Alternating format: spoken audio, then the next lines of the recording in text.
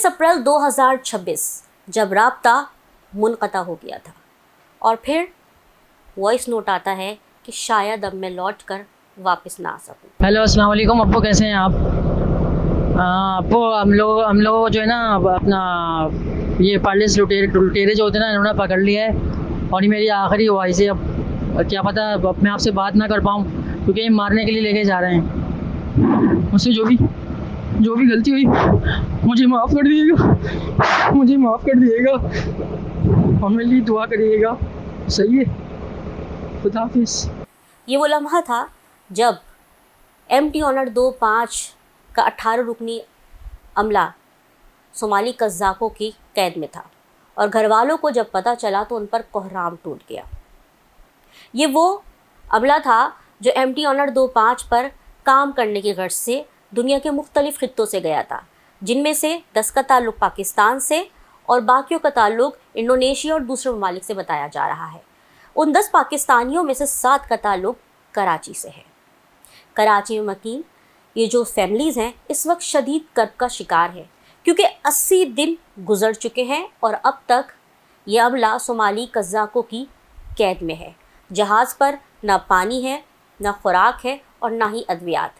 جیسے جیسے دن گزر رہے ہیں جہاز پر موجود یہ 18 رکنی جو عملہ ہے اس کی حالت خراب ہو رہی ہے. اب سوال یہ پیدا ہوتا ہے کہ یہ جو 18 رکنی عملہ MT آنر 25 آئل ٹینکر جہاز میں سوار ہوا کام کی غرض سے، آخر اس عملے کی ان صومالی قزاقوں سے کیا دشمنی تھی، یا پھر اس جہاز کے آنر کی صومالی قزاقوں سے کیا دشمنی تھی. اور سوالات یہ بھی پیدا ہوتے ہیں کہ آخر یہ جہاز اس راستے پہ گیا ہی کیوں جو کہ نو گو ایریا کہلاتا ہے. یہ تمام صورتحال پیدا اس وقت ہوئی جب سمندر میں جنگ چھڑ گئی، یعنی کہ آبنائے ہرمز بند ہو گئی.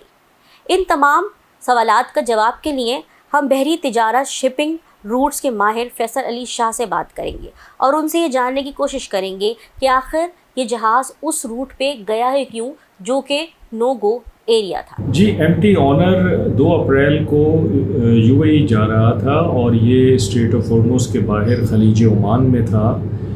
تو اس کو یہ پتہ چلا کہ وہاں تو جنگ چھڑ گئی ہے امریکہ، اسرائیل اور ایران کے درمیان. تو اس نے وہاں سے گھوم کر واپس آنا بہتر سمجھا، اس لیے کہ اگر وہ آگے جاتا تو اس کو نقصان ہو سکتا تھا. جنگ میں ضروری نہیں ہے کہ خاص طور پہ ہدف بنایا جائے مرچنٹ شپس کو، لیکن کوئی میزائل، کوئی راکٹ، کوئی گولی جا کے کسی کو بھی لگ سکتی ہے، غلطی کا احتمال رہتا ہے. تو اس لیے اس غلطی کے احتمال سے بچنے کے لیے اور نقصان سے بچنے کے لیے MT آنر وہاں سے مڑ گیا واپس اور پھر موغدیشو کی طرف جانے لگا. اب موغدیشو جانے کا خلیج عمان سے ایک ہی راستہ ہے، وہ اسی راستے سے جا رہا تھا، ساری شپنگ اسی راستے سے جاتی ہوتی ہے. لیکن موغدیشو پہنچنے سے پہلے اس نے ایک ایسے علاقے سے بھی گزرنا تھا جو کہ پائریٹس کا علاقہ کہلاتا ہے. اور صومالی پائریٹس آپ کو پتہ ہے کہ مشہور ہیں اس کام کے لیے. ان کے اس عمل کے سدباب کے لیے کافی سارے اقدامات بھی اٹھائے گئے ہیں بین الاقوامی کمیونٹی نے.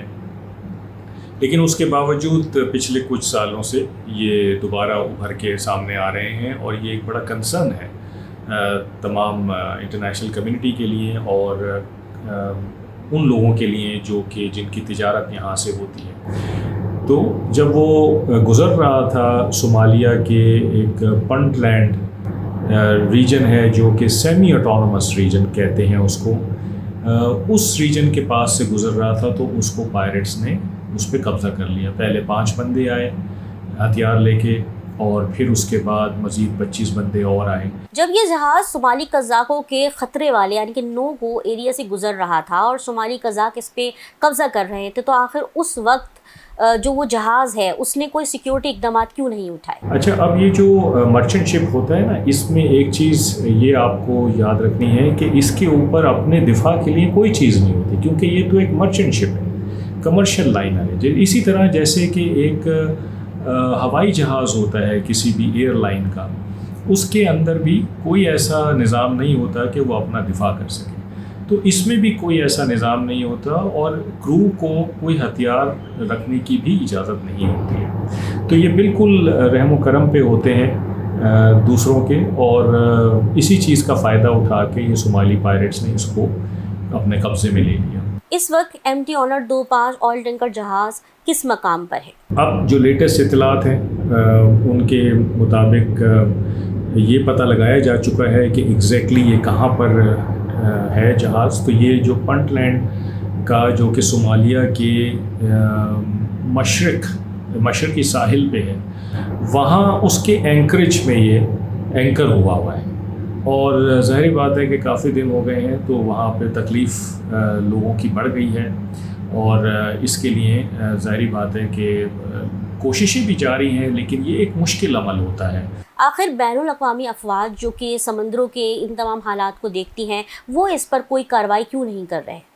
اس جہاز میں ہے تیل، اور ملٹری ایکشن کرنے میں یہ احتمال ہے کہ بجائے جانیں بچانے کے جانیں ضائع ہونے کا چانس زیادہ ہے، کیونکہ ایکسپلوزیو مٹیریل ہے۔ جب ظاہری بات ہے کوئی فورس اس پہ جائے گی اور پائریٹس سے مقابلہ کرے گی تو فائرنگ ہوگی، بم پھٹیں گے، تو اس سے ہو سکتا ہے کہ جہاز کو زیادہ نقصان پہنچ جائے، اور جن لوگوں کی آپ جانیں بچانے جا رہے ہیں ان لوگوں کی جانیں بھی خدا نخواستہ چلی جائیں، بلکہ ان لوگوں کی بھی چلی جائیں جو کہ بچانے جا رہے ہیں۔ تو اس لیے اس میں جو ملٹری ایکشن ہے، میں سمجھتا ہوں کہ اس کے چانسز کم ہیں، اور گفت و شنید سے ہی اس کو حل کرنا بہتر رہے گا، لیکن اس میں تیزی ضرور لانی چاہیے۔